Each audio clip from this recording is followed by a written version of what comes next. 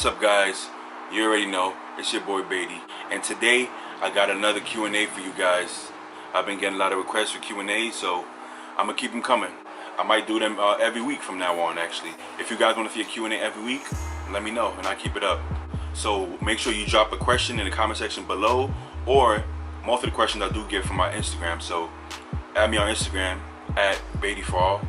I'll put it up somewhere on the screen, and I'll put it in the description box. So let's get straight into it. First question comes from Josh to the Cloud on Instagram. What exactly is fluff and puff? So fluff and puff is a term coined by Jason Blaha, me, and Eric Konevsky. It was like a group effort we kind of did. I believe Jason says fluff and pump. I think that's what he calls it, but me and Eric coined it fluff and puff, actually. It basically describes the type of training you see most top pros do. After you already built the muscle from years of the heavy lifts, the benching, the deadlift, and the squats, you know, all that good stuff. It comes a time where your body won't grow evenly. Nobody's body grows perfectly even. It's impossible. Nobody. You know, and if it does, you'll probably be Miss Olympia. Or even Miss Olympia doesn't grow evenly. I remember when Phil Heath started, he had huge arms and kind of like a small back, small chest, things like that. So you'll hit a point where you have to focus on certain things, right? You can't just focus on heavy compound movements if you're doing that and you're not seeing growth in your chest, right? So for instance, you've been doing heavy compound lift for all this time and you built solid foundation. You're 250 pounds, you know, you want to compete, but you have a small chest, right? You have a bird chest, or your back is missing a bunch of details, so you're missing detail in your glutes and stuff like that. So what you do is, instead of you continuing to do heavy bench, heavy incline, heavy dumbbells, you'll find different ways to attack that muscle from certain angles or whatever. Like Charles Glass, right? We call him like the master of fluff and puff because he got all these crazy angles and, you know, cables and machines and stuff. So what you'll do is you'll say, okay, I'm gonna do some flies. You know what I'm saying? I'm gonna do some flies. I'm gonna do this machine. I get this crazy pump when I do this machine. So I'm gonna do this. I'm gonna do this cable, keep the tension on it.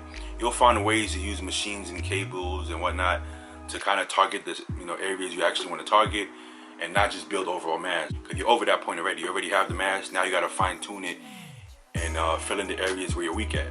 Okay, so most guys get to that point when they're already pretty huge, because if not, you just need muscle everywhere, you know. Once in a while you might see a little guy saying, oh, you know, I have weak arms, I'm trying to bring it up.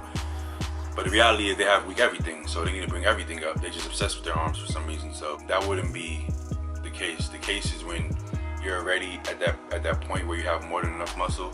That's when fluff and puff comes in to kind of fine tune the areas and stuff, you know. Some people don't get that, you know, like Jason Blaha. They'll say like, oh, you know, these guys don't know how to train. Who doesn't know how to train? The top Olympians don't know how to train? Like, they're the best in the world. How can you, that doesn't even make any sense. But people will say that, oh, they don't train hard, they don't. Well, just because you're using machines and cables doesn't mean you don't train hard. You know, fluff and puff doesn't mean you have to go light. Like, we're talking about, you know, whole stack. Even watch Dexter train, even though he's doing machines and stuff, he'll still, you know, load up I watch him train. Like I go to Gold's Venice, like he'll still load up the whole stack on it, you know. So it's not like it's light per se. It's not too heavy. It's not heavier than you need to go. You still want to feel the muscle, so you're not going too heavy to the point that you're just using a bunch of other muscles, right? Trying to use specifically where you're trying to target. But you can still go heavy and train hard while doing fluff and puff. Okay, so I don't recommend fluff and puff for beginners. No. Build that foundation, build that strength, build the overall size, then do fluff and puff. It's an advanced technique, okay? Something you do along the lines when you're already have the match and you try to fine tune the edges. Next question comes from V3GAN_meathead. Personal favorite movement for back development. For me in particular, I've always had a really wide back, really huge lats, right? I got these crazy like wings that come out, but I don't have good back thickness. Down the middle traps all the way down to the erectors, I don't have a lot of thickness there. Just all lats and width. So for me, it's gonna be barbell rows, seated rows, dumbbell rows. For me, that's that's what's helped me the most to build that thickness in that mid back, mid trap area, lower back, whatnot. I've always been a really good deadlifter, and you would think that would get you a lot of erector thickness and mid trap thickness, but for me, honestly, I didn't actually get too much benefits as far as back thickness from deadlifts. I got a lot of trap thickness and upper back thickness for some reason, but not a lot of lower back and mid traps, which is weird because I see a lot of powerlifters and stuff with these huge erectors, so you would think that would be the case, but everybody's body is different, man. Everybody's body is different. My deadlift form and which muscles I activate is going to be completely different from the next person. So I don't know if you asked me that question just out of curiosity or you want to try it, but the truth is, don't do what I do. You have to do what works for you. Just because barbell rows, dumbbell rows work great for me doesn't mean it's going to work great for you. You might have a thick back and you need width. In that case, you probably need to be doing pull-ups and lat pull downs and pullovers and things like that. So I hope you're not actioning it so you can try it, because it doesn't mean it's gonna work for you. It doesn't mean that's what you need. So if you want to find out what you need, I can actually help you with that. I do offer online coaching. You can email me at babyfraud@icloud.com. I'll leave the email in the description box below. For online coaching, I can help training program for you, diet, supplementation program, whatever, protocols, all that. Next question from Senzomite on Instagram. Do you watch anime? No, I haven't watched anime in a long time, since my teenage years, but I used to love anime. I mean, who didn't grow up watching Dragon Ball Z? Like, who doesn't? I mean, some of you guys might be a little younger than me, so, but I feel like everybody knows Dragon Ball Z. So yeah, I was a fan of Dragon Ball Z growing up. I used to watch Yu Yu Hakusho and G Gundam, and what else they used to do? Rurouni Kenshin, all the stuff that used to be on Toonami, I think it was called, on Cartoon Network. I think it was Toonami or Tsunami. I think it was Toonami, something like that. I used to watch all those stuff. Yeah, anime was the shit growing up. Like, as a teenager, anime is everything. Like, anime is dope. I still think anime is dope, even though I don't watch it, but it's just dope. I never really got into the new ones. I was a little old at that point, but I heard about a couple ones. I can't remember the names. I mean, I hear about like One Punch Man and all that kind of stuff. I never got into that. That's a little newer, but I'm sure it's probably great. Next question from Nikki G on Instagram. My fat loss has stalled. Is it time for a refeed? It's actually probably time to cut more carbs, diet harder, train harder, and do more cardio. That's probably what it's time for. There's a time and place for refeed. If you're dropping too much weight or you're extra flat, yeah, you need a refeed. Don't be delusional. It's hard to not be delusional if you're new to the game. That's why it's great to have a coach, once again. But if you're new to the game, a lot of people overestimate themselves. They think they have so much muscle, but they don't really have as much muscle as they think they do, nearly as much. So what they do is, once they start losing some fat, they convince themselves that they're losing all this muscle and they're flat because there wasn't a lot of muscle there. It was just a bunch of bloat, fat, and water. So they say, oh, I got a refeed, I'm flat. But they're not flat. They're just smaller because they're losing body fat and they don't have as much muscle as they think they do. You need a lot more muscle than you think you do. Okay, so people see these physique guys, they're like, oh, I could do that. Classic physique, I could do that. If you see these guys in person, they have a shit ton of muscle. I met Chris Bumstead. I didn't even recognize this guy. I thought it was some pro bodybuilder. I'm like, this guy kind of looks like Bumstead, but that can't be Bumstead. He's huge. And I went and talked to him, and he's like, yeah, I'm like 260 right now. Mind you, he's 260 like ripped, not even lean. He's 260 with like striated delts, and he's classic physique. You know, he was a little bit taller than me, but still 260 ripped for classic physique. And then I see guys like 170 pounds, like, yeah, I want to do classic. You know, they don't realize how much muscle you need. You know, you're 170 pounds soft, and then you want to do classic, you don't realize, you know, what it really takes. You need so much muscle. So when you start dieting down and you don't look like Chris Bumstead, you think you're losing muscle and you need a refeed, but you don't. You know, you just need a lot more muscle. You know, you gotta take your time. You know, I remember when I was growing up and thinking about competing, it wasn't like as cool to compete as it is now, where everybody just wants to compete just to have pictures to post and look cool and say I did it and start coaching people and stuff. It wasn't like that. When I started competing, it was like you took it seriously. Like, I'm not stepping on that stage until I look phenomenal, until like I know that I can either win or place or just look crazy and insane. Like, you didn't just hop up on stage just to, you know, show, you know, what you've been working on. Like, you hopped on stage and you bought it. Like, everybody bought it. Even if you weren't as good, it was cool, but you know you bought a good package. You know, nowadays everybody just hops on stage because there's a bunch of divisions and everybody thinks they can compete now, which they can, but they're not bringing, you know, they're not bringing any goods to the stage. They just hopping on stage just to say they did it. It wasn't like that before. You know what I'm saying? It just wasn't like that before. It was a different time, I guess. You wouldn't just hop on stage just to do it. Like, you really bought it. It's kind of different now. Everybody wants to hop on stage, so you know, I see that a lot more now, that people are kind of like confused about, you know, how flat they are or how full they are, you know, because they just don't realize how much muscle that it actually takes. They think because they're a certain weight, that means they're ready to compete, but you have to be a certain look, a certain density. Everything has to be there, man. I take it seriously, so you know, I feel like everybody should take it seriously, but, you know, when you're gonna step on stage. How do you know you are too big? And that's from Clock Tower on Instagram. No such thing as too big, bro. You know, and if you feel like you're too big, then you're probably too big for yourself. So if you're not comfortable, don't get that big. But no such thing as too big as far as I'm concerned. The more gains, the better. How long should you rest between sets? That's by Thick on Instagram. If you're trying to build strength,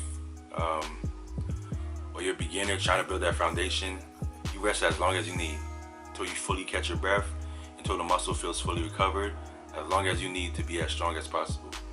Now, if you're just trying to get a crazy sick pump, 30 to 60 seconds. When I train arms, I rest maybe 10-20 seconds. That might be a little extreme, but I'm used to it. I don't need rest, you know, on smaller body parts. If I'm squatting, heavy squats, yeah, I'll take it as long as I need, but for me, that's probably 60 to 90 seconds. On my heavy set, maybe a minute, 2 minutes, something like that. But you rest as long as you need. Everybody's a little different. This comes from always_sleeveless on Instagram. While cutting, what are some good supplements for people with low testosterone? If you have low testosterone, if you really have low testosterone, you should go to the doctor and they will prescribe you testosterone. There's no supplements that's gonna help you if you have low T. If you have low T, you need to take testosterone because you're gonna run the risk of a lot of health issues and whatnot if you have, you know, if you actually have low T. So there's no over-the-counter supplements that you can get to bring your testosterone up. Even if they market it that way, it's not really gonna work. Trust me. Yeah, you gotta go to the doctor and get some testosterone. What is your opinion about Eric Konevsky coming clean about grapeseed oil usage? That's by Travis Denning on Instagram. Well, one thing you gotta understand about coming clean on, you know, on social media, especially YouTube, you gotta understand that you run the risk of getting demonetized or your channel getting taken down and things that you don't want as a YouTuber. So you have to be really careful about that. Anybody who doesn't understand the trolling at this point just doesn't get it. Just is kind of, you know, I don't know, kind of slow.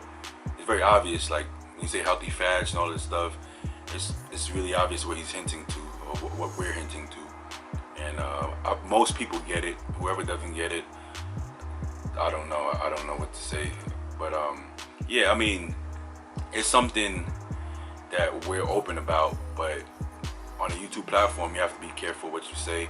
So even now, he's trying to figure out, you know, how to phrase it and title it to not, you know, get his video taken down or his page taken down or demonetized. So you gotta be really careful about that. So he's still kind of trying to figure out how to put it out there while following the guidelines. So that's the tricky part. But Eric is an open book. Like, he doesn't mind sharing stuff like that. He just has to be careful how he does it. So that's why, you know, he's even waited this long to do it, because he has to find out, you know, the proper way to do it, you know. And you guys will see.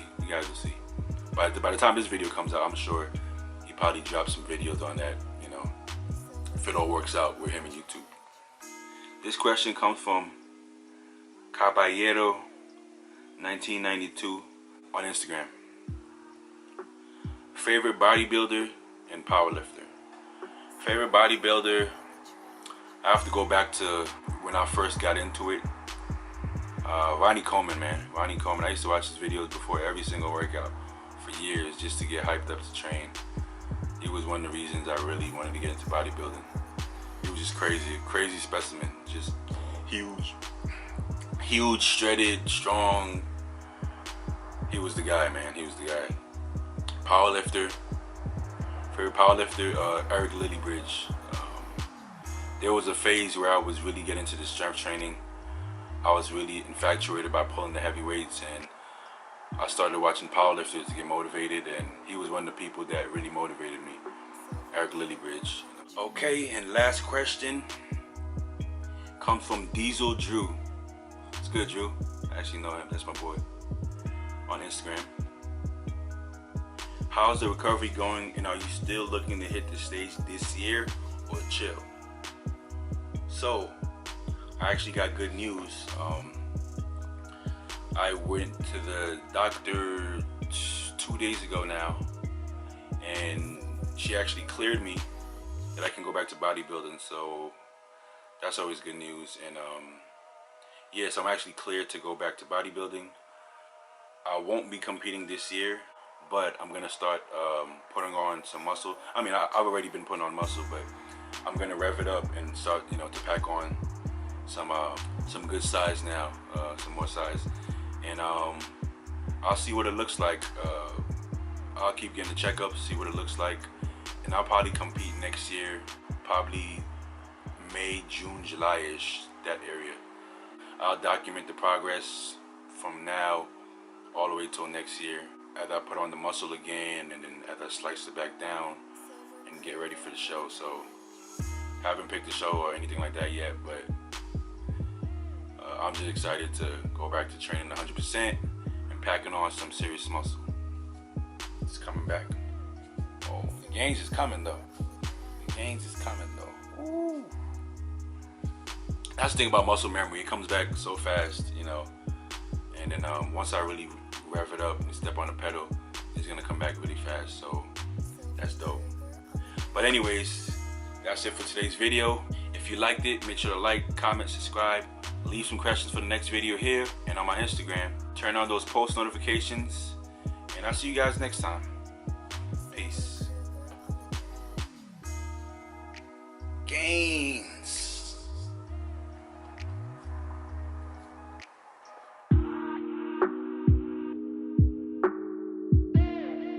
Silver Kruger on the track.